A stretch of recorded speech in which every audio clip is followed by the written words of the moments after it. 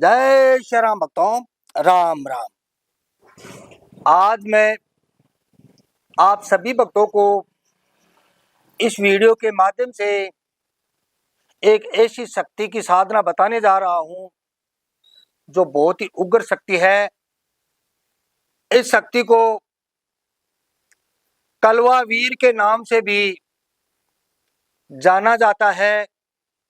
यह एक ऐसी शक्ति है, अगर आप इस शक्ति को सिद्ध कर लेते हो, इस शक्ति को जागृत कर लेते हो, इस शक्ति को जगा लेते हो, तो आप अपने कई कार्य सिद्ध कर सकते हो। भक्तों, अगर आपका मन है इस शक्ति को जागृत करने का, इस शक्ति को सिद्ध करने का, तो आपको करना क्या होगा।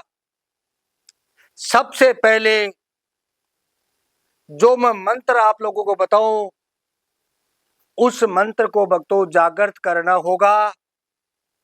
यह एक दिन की साधना नहीं है। पहले मंत्र को जागृत किया जाता है। मंत्र जागृत होने के बाद में ही आप इस शक्ति के द्वारा सिर्फ एक दिन के अंदर अपने कार्य को सिद्ध कर सकते हो। भक्तों, इस शक्ति के द्वारा आप चाहो तो अपने दुश्मन से भी बदला ले सकते हो। यह एक ऐसी शक्ति है, इस शक्ति के द्वारा आप धन या पैसा भी मंगा सकते हो। इस शक्ति के द्वारा आप मिठाई भी मंगा सकते हो। जो भी आपके मन में जमे वही कार्य यह शक्ति करने के लिए उतावली हो जाती है।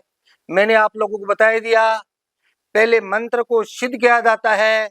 मंत्र 7 दिन में भी सिद्ध होता है, 11 दिन में भी सिद्ध होता है, 21 दिन में भी सिद्ध होता है, और 41-51 दिन के अंदर भी मंत्र सिद्ध होता है। मंत्र की संख्या वही रहती है, ठीक है। मंत्र की संख्या वही रहती है, कम से कम 11,000 या 21,000। लेकिन जितने लंबे समय तक आप जाप करोगे, उतना ही मंत्र आपका ज्यादा कार्य करेगा। इसीलिए मैं आप लोगों से यही बोलता हूं कि एक दिन के पीछे आप किसी शक्ति के मत भागो। एक दिन में आपका नुकसान ही होता है, आपका फायदा नहीं होता है। विधि विधान से कोई शक्ति को जगाओगे तो वो शक्ति आपके घर परिवार की तरह ही आपकी रक्षा करेगी, आपका कार्य करेगी। एक एक दिन में कोई साधनाएं नहीं होती है। आज जो मैं तरीका आप लोगों को बताने जा रहा हूं, यह एक दिन का प्रयोग है।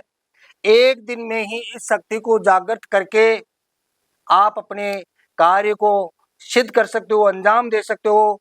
आपको करना क्या होगा, जिस प्रकार से आपका मंत्र जागृत होने के बाद में, मंत्र जागृत करने के लिए मैंने एक वीडियो बना दिया है, जिसका लिंक इसी वीडियो के डिस्क्रिप्शन में मिलेगा कि मंत्र को कैसे जागृत किया जाता है, ठीक है ना। आपको करना क्या होगा, मंत्र को जागृत करने के लिए सबसे पहले शुक्ल पक्ष में रविवार के दिन, ठीक है, शुक्ल पक्ष में रविवार के दिन आपको शमशान में जाना होता है।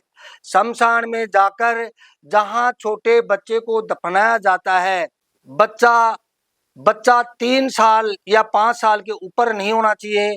ऐसे बच्चे की आपको एक हड्डी लानी है। मैंने आप लोगों को बताया है, अगर आप कोई बच्चे की हड्डी लाते हो तो राइट हैंड में जो जांग होती है, ठीक है, जांग की जो हड्डी होती है ना, ये पूरी हड्डी आपको लानी होगी। अगर आपको कोई लड़की मिलती है तो लेफ्ट साइड का जो अंग होता है, ठीक है, लेफ्ट साइड का जो अंग होता है, जांग होती है, ये जांग है, ठीक है, ये वाली जांग। तो अगर लड़की है तो इस लेफ्ट साइड वाले पैर की जांग की हड्डी लानी है। अगर लड़के की लाते हो तो राइट साइड में जो जांग की हड्डी है, ये हड्डी आपको लानी होगी। के बाद में आपको ऐसा एक पुतला बनाना है, ठीक है। जैसे मैंने ये जुगाड़ बिठाया, ऐसा ही आपको जुगाड़ लगाना है। ऐसे आपको क्या करना होगा, कहीं भी एकांत स्थान पर बैठकर, ठीक है, कहीं भी एकांत स्थान पर बैठकर, जहां कहीं आपको जगह मिले, आप चाहो तो ये कार्य शमशान भी कर सकते हो, या अपने खेत में या खाली जगह में बैठकर ये कार्य कर सकते हो। आप ऐसा मकान दे सकते हो जहाँ कोई रहता नहीं हो, आपको कोई टोका टोकी नहीं करे, ऐसा मकान में बैठकर भी यह कार्य आपको कर सकते हो।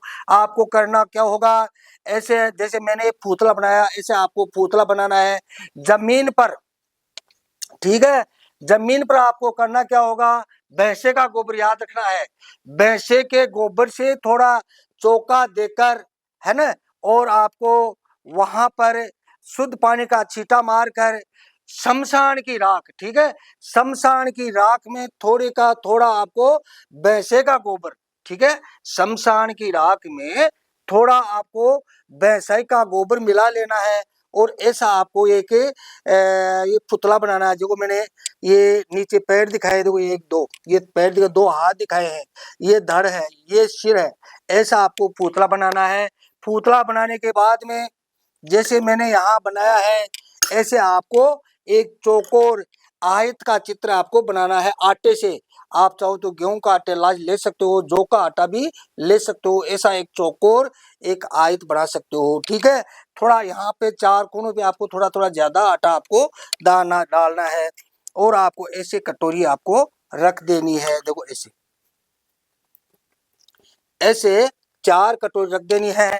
और जो राइट हैंड में जो कटोरी रखोगे, इसमें आप मदिरा रख सकते हो, और लेफ्ट साइड में जो कटोरी रखोगे उसमें किसी भी जानवर का आप जो तामसी भोग है वो रख सकते हो। और ये वाली कटोरी में आपको 7 प्रकार की मिठाई रखनी है, और ये वाली कटोरी के अंदर आपको ये वाली कटोरी के अंदर आपको खीर रखनी है, दूध से बनी हुई आपको खीर रखनी है। इस प्रकार से आपको एक लोटा लेना है, उसको पानी से भर लेना है। आपको यहाँ बैठकर, मैं तो आपको इधर आपको समझाने के लिए आप लोगों को दिखा रहा हूँ, आपको यहाँ बैठना है। यहाँ बैठकर आपको इस लोटे में से थोड़ा पानी लेकर आपको आसपास के वातावरण में आपको शुद्धिकरण करना है। उसके बाद में सेंट जो इत्र होता है, उस सेंट का आपको आसपास के वातावरण में खुशबू करनी है। मैंने आप लोगों को दिखाने के लिए रेडीमेड माला ली है। आप फूल माला आप ले सकते हो, थोड़े फूल यहाँ पर आप रख सकते हो, ताकि यहाँ की जगह एकदम अच्छी लगे, सुंदर लगे, और आपका कार्य सिद्ध होने में आपको कोई तकलीफ ना हो। इस प्रकार से आपको थोड़ा फूल आपको रख सकते हो। उसके बाद में जो पहले से आपने जो शमशान की हड्डी ली है, जैसे मैंने ये लकड़ी का प्रयोग किया है, जो ये लकड़ी है मेरे पास, हड्डी नहीं है, ठीक है, यहाँ मंदिर है, मंदिर में ऐसा नहीं कर सकता, मैं आप लोगों को दिखाने के लिए बता रहा हूँ। इस प्रकार से जो आपने जांग की हड्डी ली है, ठीक है, जो आपने जांग की हड्डी ली है, हड्डी को आपको यहाँ रख देना है। देखो मैंने ये लकड़ी यहाँ रखी है, लेकिन आपको इस प्रकार से हड्डी यहाँ रखनी है, इस प्रकार से हड्डी को यहाँ रखना है। और वहां पर आपको इस प्रकार से ऐसा एक दीपक जलाना है। देखो ये ऐसा लोटा पानी का भर के और ढक्कन लगाकर स्वास्थ्य बनाकर आपको ऐसा आपको दीपक जलाना है। दीपक के अंदर आप घी भी यूज कर सकते हो, और सरसों का तेल भी आप यूज कर सकते हो। इस प्रकार से आपको जोत लेनी है। अगर अगर कोई कंडे नहीं मिले, गोबर के जो कंडे होते हैं नहीं मिलते हैं, तो आपको ये सूखे हुए नारियल लेने हैं। ऐसे देखो मैंने नारियल की जोत ली है, ठीक है, इस प्रकार से सूखे हुए नारियल आपको लेना है, ठीक है। कहीं भाई हो सकता है आपको कंडे नहीं मिले, कंडे मिलते हैं तो नारियल की जरूरत नहीं है, आपको जोत लेनी है। और ये नारियल की जोत लोगे तो ये जोत लंबे समय तक आपकी चलती है। इस प्रकार से आपको नारियल की जोत लेनी है। जोत के अंदर आपको घी डालना है, आप तेल भी डाल सकते हो, कोई वांदा नहीं, ठीक है, तेल भी इस जोत के अंदर डाल सकते हो, क्योंकि ये तामसिक क्रिया है। और तामसिक क्रिया में जो भी आप कार्य में, तामसिक क्रिया में जो भी आप घी या तेल यूज लेते हो वो चल सकता है। और इसके अंदर उड़द का लड्डू का भोग देना है, इसी बात का ध्यान रखना है, उड़द के लड्डू का भोग देना है। और जो वो मंत्र जो बता रहा हूँ आपको, ठीक है, जो मैं मंत्र आप लोगों को बता रहा हूँ, उस मंत्र का आपको लगातार जाप करते रहना है। एक कटोरी के अंदर आपको पीली सरसों लेनी है, पीली सरसों जानते हो ना, पीली सरसों एक कटोरी के लेनी है। और जैसे ही आपका मंत्र पूरा होता है, आपको ऐसा यहाँ पर, ठीक है, यहाँ पर जैसे ही मंत्र पूरा होता है, यहाँ पे पीली सरसों आपको वहां बेटे यहाँ छोड़ देनी है।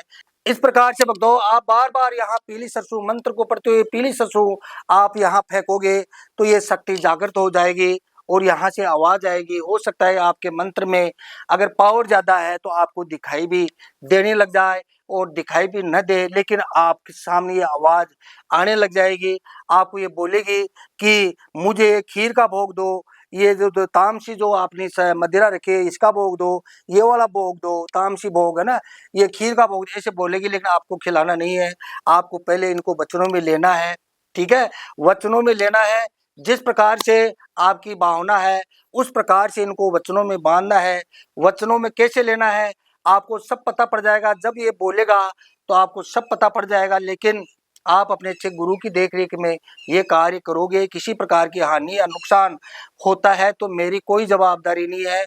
अगर आप मेरी देख रेख में करोगे तो मेरी जवाबदारी रहेगी, अन्य किसी गुरु की देख रेख में करोगे तो उसकी जवाबदारी रहेगी, ठीक है भक्तों। और मेरी देख रेख में करोगे तो मेरे नंबर है 9784809038, ये मेरे नंबर है। इस नंबर पर फोन करके आप मेरे से दीक्षा लेकर इसका और भी विधान आप लोगों को बताऊंगा, क्योंकि पूरी बातें यहाँ पर बताता हूँ तो वीडियो बहुत लंबा हो जाता है। तो लंबा वीडियो काफ़ी लोग देखना पसंद नहीं करते, शॉर्ट में बातें सुनना पसंद करते हैं। इस प्रकार से आप मेरे से दीक्षित होकर भी यह कार्य कर सकते हो। आपको करना क्या होगा, जब ये बोले तो आपको बोलना है कि मैं जो भी कार्य तुमको बताऊं वो करना होगा और मेरे आदेश का ही पालन करना होगा। इस प्रकार से भिन्न भिन्न प्रकार से वचन लिया भी जाता है और वचन दिया भी जाता है। उसके बाद में ये जो पिंड पुतला है इसको आपको कहीं पानी में विसर्जन कर देना, या कोई पीपल के पेड़ के नीचे इस पुतले को आपको इसको डाल देना है। और ये जो हड्डी है ये हमेशा अपने पास में रखनी है। जैसे ये गद्दी है, जैसे ये गद्दी है ना, ये गद्दी, ये वाली गद्दी को, ये वाली, इसका ये है ना, ऐसे आपको एक गद्दी बनानी है और गद्दी के अंदर सिलाई में ही इसको आपको डाल देना है। इस गद्दी के ऊपर बैठकर जब भी इस शक्ति का आह्वान करोगे तुरंत आपके सामने आ जाएगी और सामने वाला जो भी कोई आदमी है उसके बारे में आप लोगों को सब कुछ बता सकती है। और यह एक ऐसी शक्ति है, इस शक्ति के द्वारा आप अपने कोई भी कार्य को सिद्ध कर सकते हो। इस शक्ति से जो चाहो वो वस्तु मंगा सकते हो, जिसको आप पसंद करते हो वो भी ये शक्ति आपके पास में लाकर ही छोड़ती है। इस प्रकार से भक्तों वीर कलवा को जगाने की मैंने आप लोगों को विधान बताया है। अब आप मंत्र सुनो। काला कलवा काली रात, मैं बुलाऊं तो ही आधी रात, पावा पागड़ी खप्पर में खाए, जा बेटा पीपल की डाल, गंगा ना हूँ घाट ना हूँ, खिलाऊं तो ही खीर, मेरा वचन न जाए खाली, दुआई काली माई, मसान वीर की, आदेश आदेश आदेश। इस प्रकार यह मंत्र है। इस मंत्र को पहले जागृत करोगे अपने गुरु की देख रेख में, मैंने बता दिया। अगर आपके पास गुरु नहीं है तो आप मेरी देख रेख में मेरे से दीक्षा लेकर इस कार्य को कर सकते हो, मंत्र को जागृत कर सकते हो और कलवा वीर को अपने अधीन कर सकते हो। भगवान आपका भला करे। जय श्री राम, जय श्री